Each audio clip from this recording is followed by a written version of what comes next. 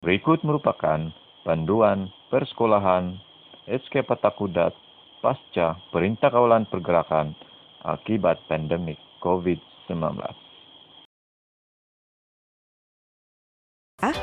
Murid-murid perlu memeriksa suhu badan terlebih dahulu dan memastikan suhu badan tidak melebihi 37.5 Celsius.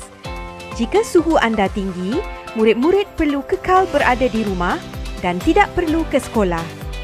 Murid-murid juga perlu membudayakan kebersihan diri dan digalakkan untuk membawa bekalan makanan sendiri ke sekolah. Ketika berada di sekolah, murid-murid dilarang untuk duduk secara rapat atau bersentuhan dengan murid-murid yang lain. Pada waktu ini, tiada perhimpunan akan dijalankan. Aktiviti sukan dan lapangan juga akan ditangguhkan. Semasa bergerak ke kelas, murid-murid hendaklah berjalan dalam jarak 1 meter di antara satu sama lain. Dan perjalanan perlulah mengikut tanda arah yang disediakan di lantai.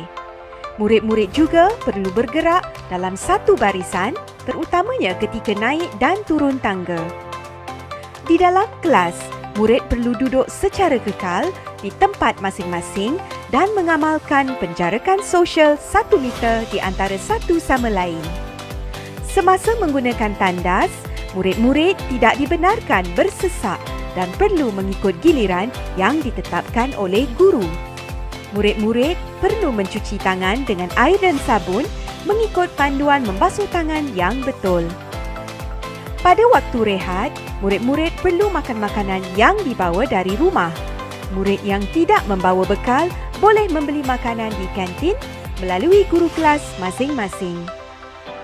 Murid juga tidak dibenarkan berkumpul dan melepak bersama rakan semasa rehat.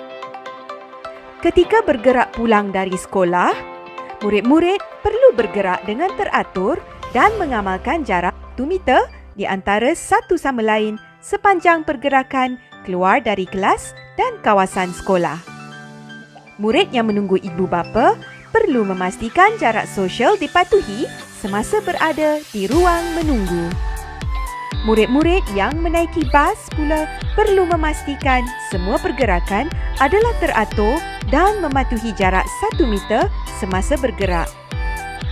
Pihak sekolah berharap semua murid dan warga sekolah terhindar daripada pandemik COVID-19 ini. Terima kasih kerana memberi kerjasama dan semoga kita akan dapat berjumpa lagi pada sesi persekolahan esok.